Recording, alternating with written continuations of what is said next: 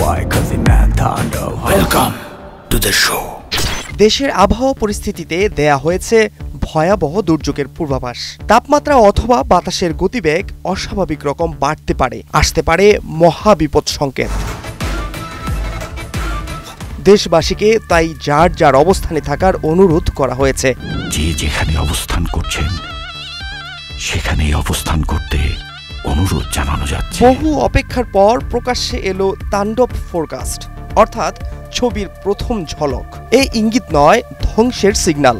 1 minute 41 সেকেন্ডের টিজারের শুরুতে আবহাওয়া বার্তায় দেশের সব পুলিশ স্টেশনকে 10 নম্বর বিপদ সংকেত দেখাতে বলা হয়। সেই সঙ্গে জনসাধারণকে অবস্থান পরিবর্তন না করতে পরামর্শ দেওয়া হয়।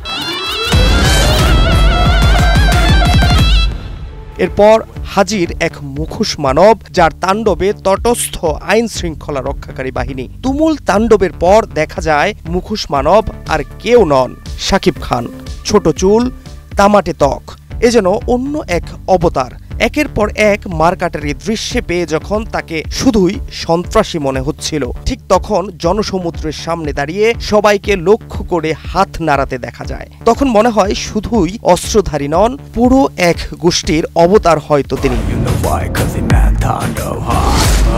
পূর্বাভাসে দেখা গেছে দেশের জনপ্রিয় অভিনেত্রী জয়া আহসানকে। হঠাৎ করে অস্ত্র হাতে তাকে দেখার পর আলাদাই লাগতে পারে তাকে। পরিপাটি পোশাক আর তীক্ষ্ণ দৃষ্টিতে এরকম রহস্যই রেখে গেছেন জয়া আহসান।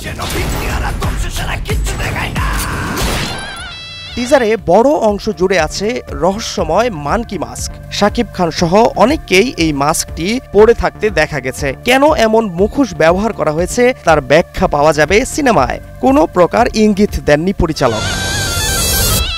এটাকে আমরা ফোরকাস্ট বা আবহাওয়ার পূর্বাভাস বলছি, কারণ প্রকৃতিতে তাণ্ডব উঠতে যাচ্ছে। তাণ্ডবের সঙ্গে ফোরকাস্ট বা পূর্বাভাস শব্দটাই সবচেয়ে মানায়।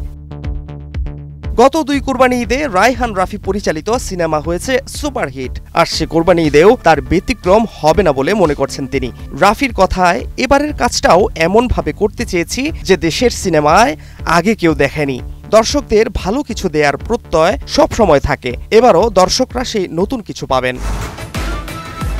সম্প্রতি সাকিব খান ও সাবিলা নূরের শুটিং এর কিছু ভিডিও ক্লিপ ভাইরাল হয়েছে সামাজিক মাধ্যমগুলোতে। ধারণা করা হচ্ছে সাকিব খানের বিপরীতে নারী চরিত্রে সাবিলা নূরের শুটিং এর দৃশ্যগুলো তাণ্ডব সিনেমারই অংশবিশেষ। Fahad Shahriar, news desk, global television.